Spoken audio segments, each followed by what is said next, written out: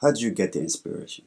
I mean, my peers inspired me. I other than like artists out here. I mean, I look up to people, but it's hard for me to look up to celebrities. I haven't. I was never that type to really have role models that were bigger people because I mean, even though they had their struggles, we only see them when they got it. Really, Okay, yeah. my struggle, came from the streets and, home and stuff like that. So people that were doing better in my surroundings and Hmm. stuff like that, that's who I looked up to. And those people who came to work with me doing this music shit today, those are the people who inspired me to get out here and do it. Shout Okay. out to Easy, shout out to Cuzzo, all of y'all. Okay. So what are the topics when it comes to the inspiration? What do you concentrate your energy on? Like the money, the fame, the struggle, the pain growing up. Like what are the main topics you usually go around?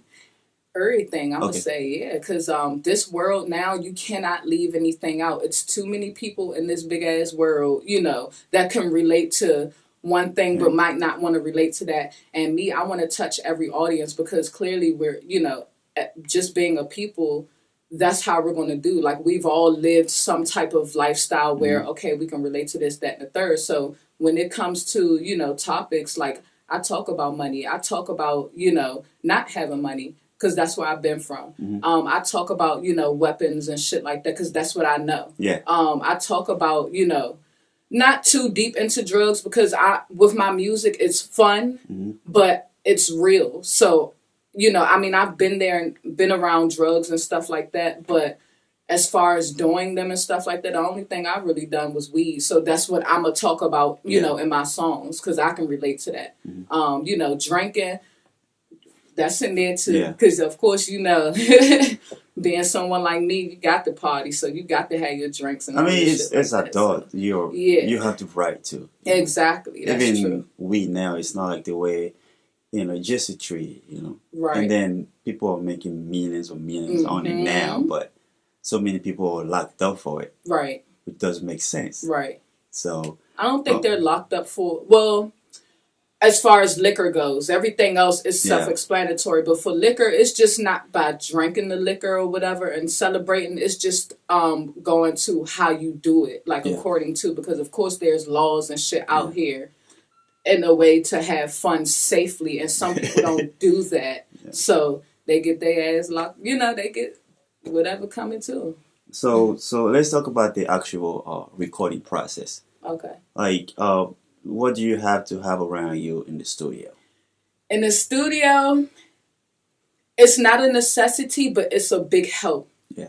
And I'm gonna say it, and everybody know weed is the first thing because it's with me. It's different. Like when I smoke, I don't. And yes, I'm a stoner, but I don't do too much drinking Mhm. anymore. But when I smoke, it opens me up. It gives me like an X-ray vision or like a blueprint of life Okay. itself. So it helps me, get energized. It helps me focus more, and it helps me, come up with better things to say with my music, like how to do it differently or how to do it better than I did. So Okay. that's a jump start. Then I gotta have my folks around, my producers, of course, my supporters here, my main folks around, food.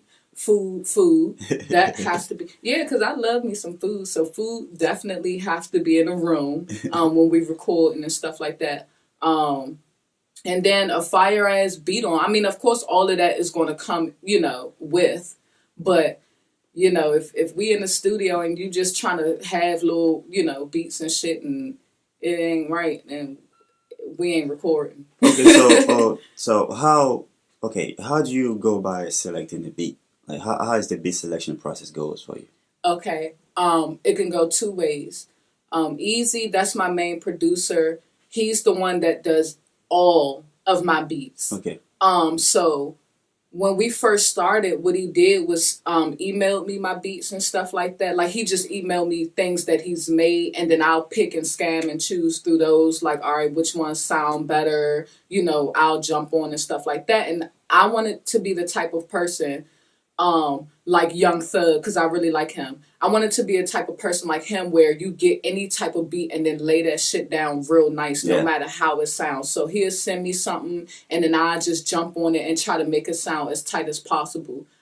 So he did me that. He'll send me beats through email.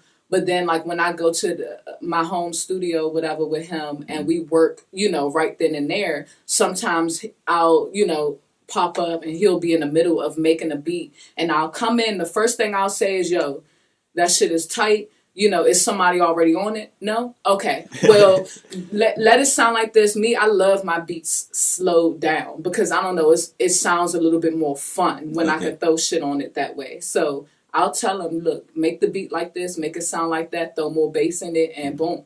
He'll fix it right then and there within like 5-10 minutes.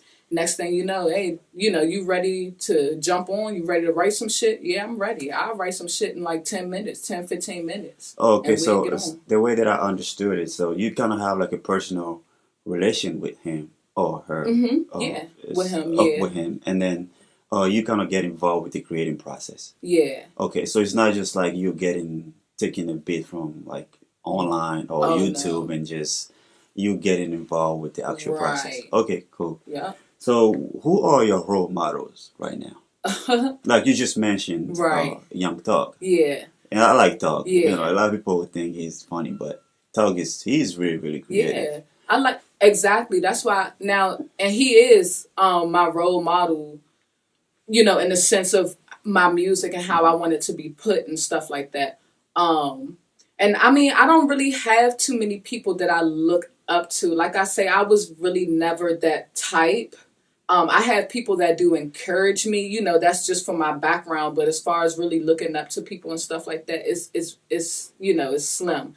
But I can throw Young Thug out there, and I did that on purpose because that is like one of my role models when it comes to this music shit, because he know how to have fun with his music, but tell the truth and, tell stories and stuff like that.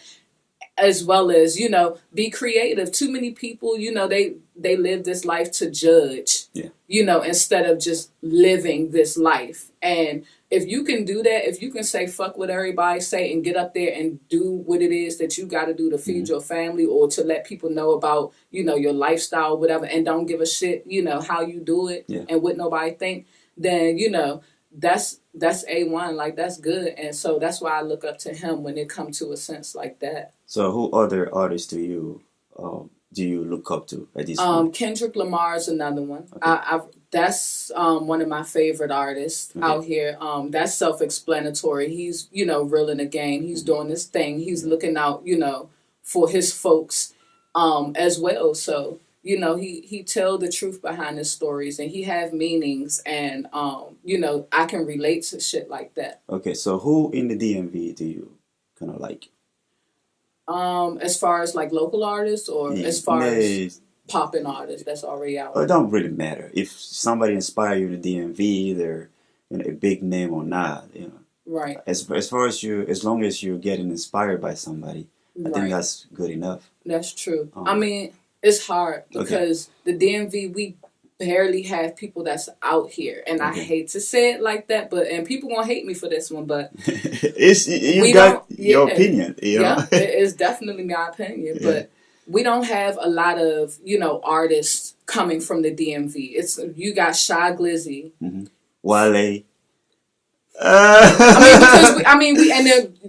We have Wale, but as far as what I have seen from Wale, I never really seen him come. You know how everybody do their thing where they, branch off, become a star, and then they come back and actually, remember where they from.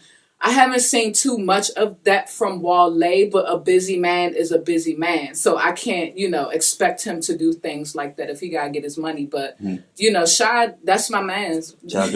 I fuck with that one right there.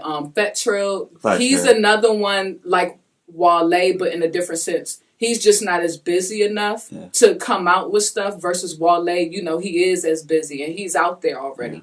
So I really don't, But Shy Glizzy, he's the one that's in the middle. And Q the Fool. Oh, okay. Them two. Right there. That's good. So